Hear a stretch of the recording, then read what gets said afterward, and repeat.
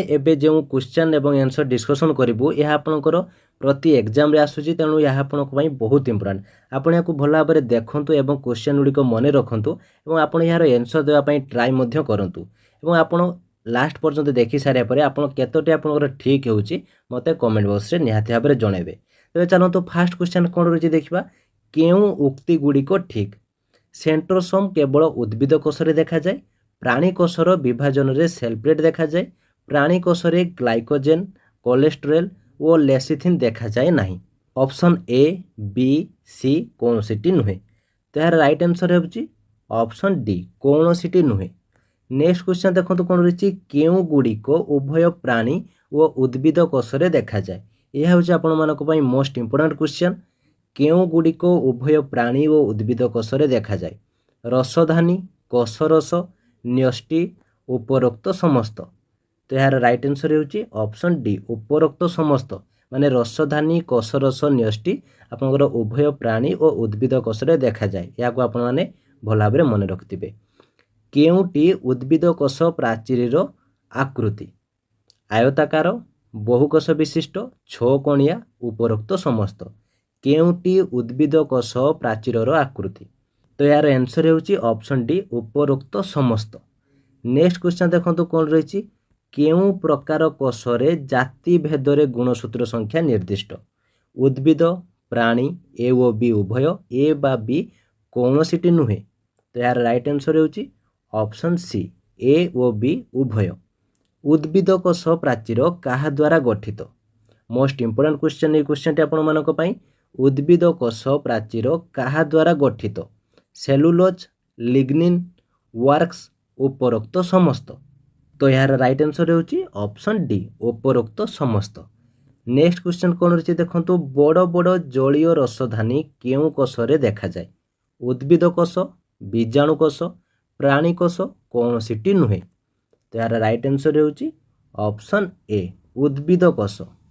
आलोक संश्लेषण निमंते केउ प्रकार वर्णकणिका आवश्यकता थाए नील हरित सबुज वर्णहीन तार राइट आंसर होची ऑप्शन सी सबुज। तो नेक्स्ट क्वेश्चन कौन रही देखो निम्नलिखित केउ गुड़िक उभय प्राणी कोष व उद्भिद कोषरे देखा जाए नहीं कोष भित्ति सेंट्रोजेम गोल्गी पिंड उपरोक्त समस्त तो यार राइट आंसर होची ऑप्शन डी उपरोक्त समस्त। केउटी ठीक उद्भिद कोषरे प्लास्टिड देखा जाए नहीं उद्भिद कोषरे क्षुद्र क्षुद्र जलीय रसधानी देखा मिले उद्भिद कोषर विभाजन समय सेल प्लेट देखा जाए नहीं कौन सीटी नुहे तो यार राइट आंसर होची ऑप्शन डी कौन सीटी नुहे। केउटी एककोशी बीजाणु आदि प्राणी ईस्ट उपरोक्त समस्त तो यार राइट आंसर होची ऑप्शन डी उपरोक्त समस्त।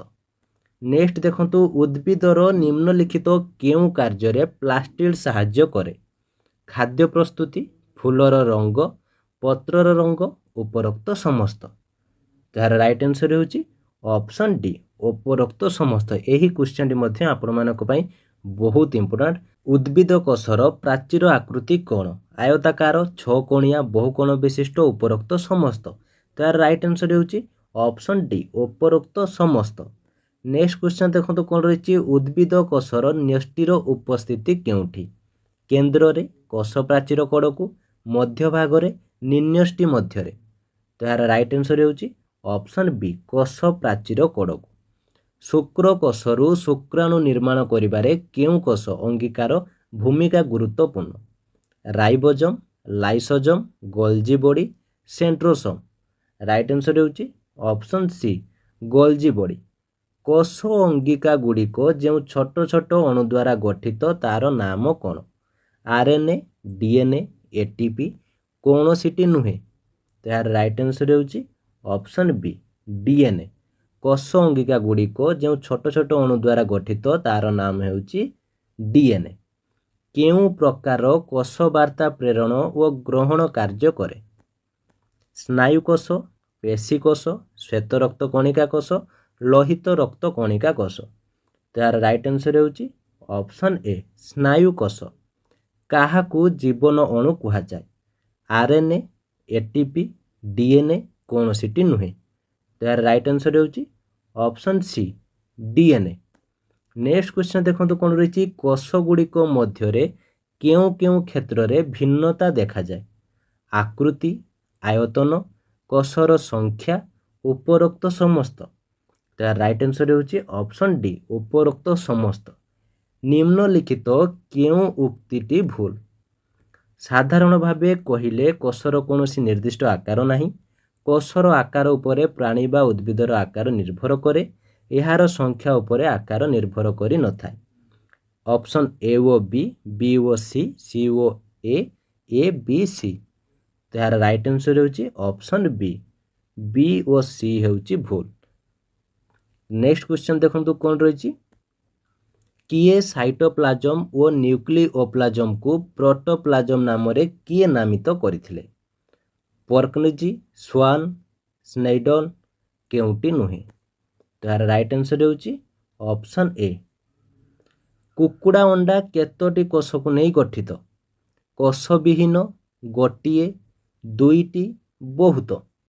ତ ଏହି କ୍ୱେଶ୍ଚନଟିର ଆନ୍ସର୍ ଜାଣିବା ପୂର୍ବରୁ ମୁଁ ଆପଣମାନଙ୍କୁ ଆମ ସ୍ପେଶାଲ କ୍ଲାସ୍ ବିଷୟରେ ଜଣାଇଦେବା ପାଇଁ ଚାହୁଁଛି। ତ ଫ୍ରେଣ୍ଡସ୍, ଆପଣମାନେ ଯଦି କମ୍ ସମୟ ଭିତରେ ଅଧିକ ପ୍ରିପାରେସନ୍ ହୋଇ ଏକ୍ଜାମ୍ରେ ସକ୍ସେସ୍ ପାଇବାକୁ ଚାହୁଁଛନ୍ତି, ତାହେଲେ ଆଜି ହିଁ ଆମର ସ୍ପେଶାଲ କ୍ଲାସ୍ରେ ଜଏନ୍ କରନ୍ତୁ।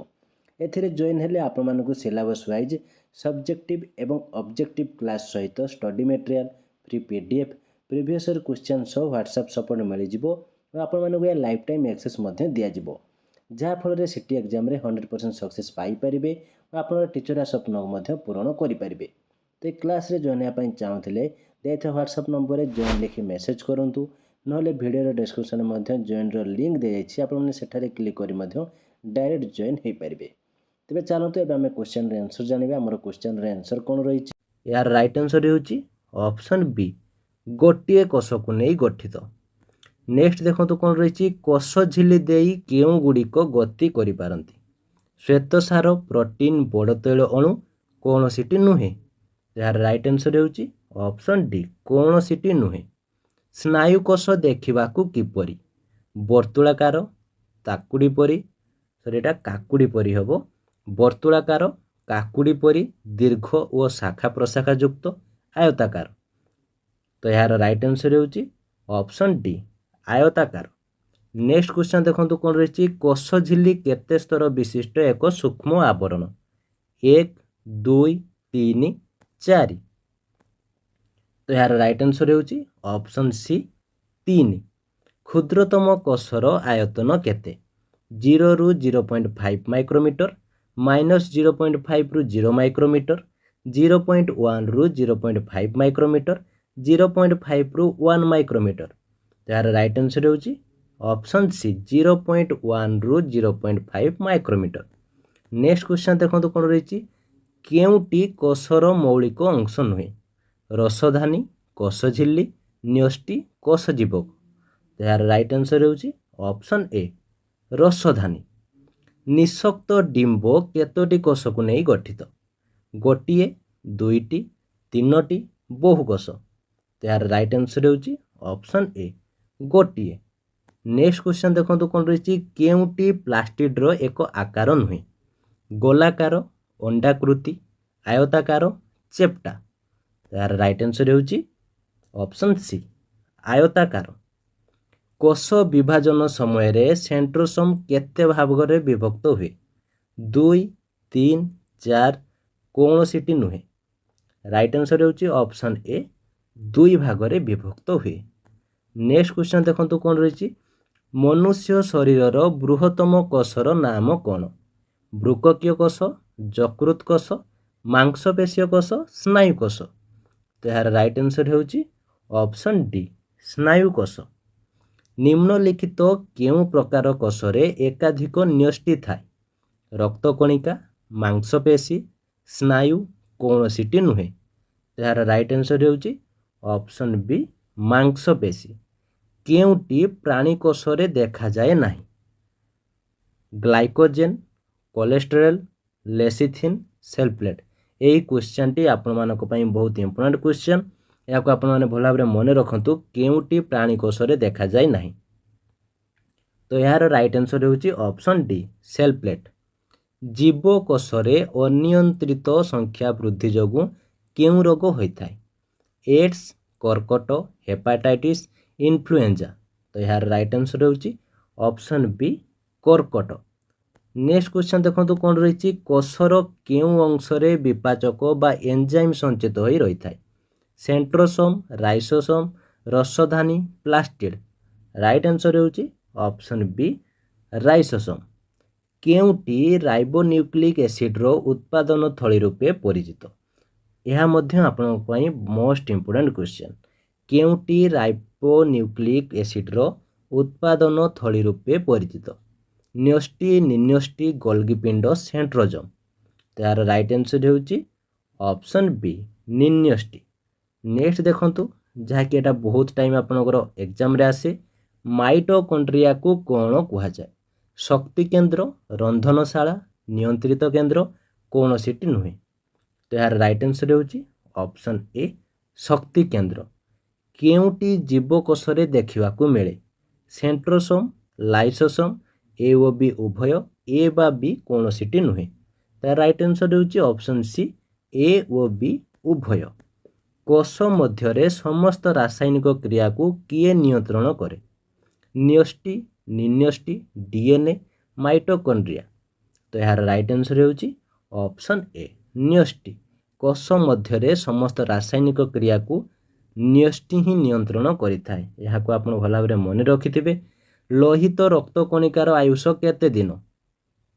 210, 120, 110, 220।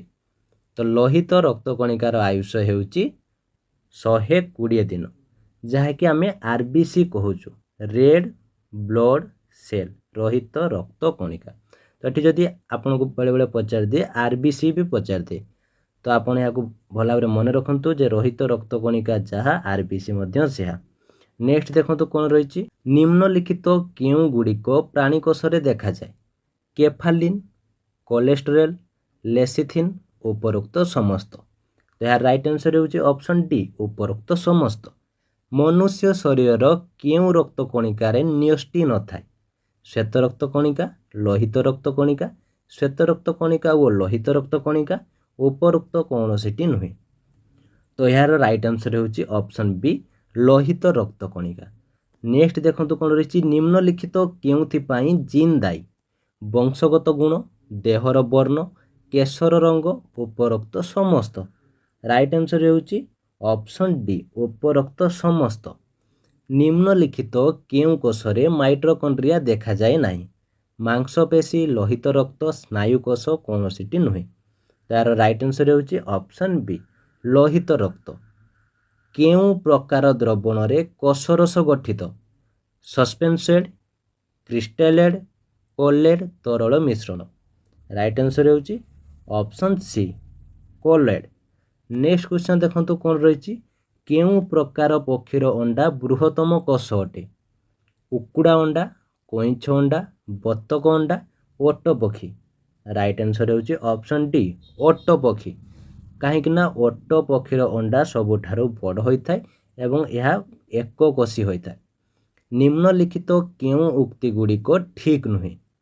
टिश्यू एकाधिक कोश को नहीं गठित, टिश्यू गुड़िकर समष्टि रे अंग प्रत्यंग तैयारी हुए, प्रत्येक कोश एकाधिक टिश्यू को नहीं गठित। तो ऑप्शन देखो ए बी, बी सी, ए एवं सी अच्छे। तो यार राइट आंसर हे कौन? राइट आंसर होची ऑप्शन डी सी ही हम। टिश्यू गुड़िकर समष्टि रे अंग प्रत्यंग तैयारी हुए, यही उक्तिटी आमर भूल अच्छी। नेक्स्ट देखो कौन रही निम्नलिखित केउंटी कोशर आकृति सूचाऊ नहीं? गोलाकार, त्रिभुजाकार, चक्राकार, सुदीर्घ। राइट आंसर होची ऑप्शन बी त्रिभुजाकार। केउंटी अंतःप्रसर जालकर एक प्रकार? खदखदड़िया अंतःप्रसर जालक, चिक्कोण अंतःप्रसर जालक, उभय ए ओ बी, ए ओ कौन सीटी नुहे? तो यार राइट आंसर होची ऑप्शन सी उभय ए ओ बी। निम्नलिखित केउंटी को रंग कणिका कहा जाए? क्लोरोप्लास्ट, क्रोमोप्लास्ट, ल्यूकोप्लास्ट, कौन सीटी नुहे? तो यार राइट आंसर होची ऑप्शन बी क्रोमोप्लास्ट। मनुष्य शरीर कोशर न्यष्टि रे केते जोड़ा गुणसूत्र थाए? 22 23 24 26। तो फ्रेंड्स ये क्वेश्चन टी बहुत इंपोर्टाट। यह आपंकर प्रायतः एग्जाम रे आसे। यहाँ आपन भल भाव मन रखु मनुष्य शरीर कोषर न्यष्टि केते जोड़ा गुणसूत्र थाए। तो यार राइट आंसर होउची ऑप्शन बी 23 जोड़ा। तो 23 जोड़ा माने आपनकर 46 टी। जदि आपनकर ऑप्शन ले थिबो जे केते गुणसूत्र थाए केतोटी गुणसूत्र थाए ताहले आपनकर ऑप्शन रे जदि 46 थिबो ताहले होउची यह राइट आंसर। जोड़ा माने आपनकर 23 जोड़ा। बुझी पाले। तो फ्रेंड्स ये थिला आजिर वीडियोटी केमती लागला एवं जदि किसी डाउट थाए कमेंट बॉक्स निश्चित भाव जनातु। वीडियोटी भल लगी लाइक और शेयर करूँ जहाँफल समस्त पाखे इनफर्मेशन पहुँची पार। आपण मैंने जदि प्रतिदिन एमती वीडियो पाइबा चाहते हैं ताहले आम चैनल को सब्सक्राइब करने को जमारू भूलिए ना। तो आज एतिकी थैंक यू।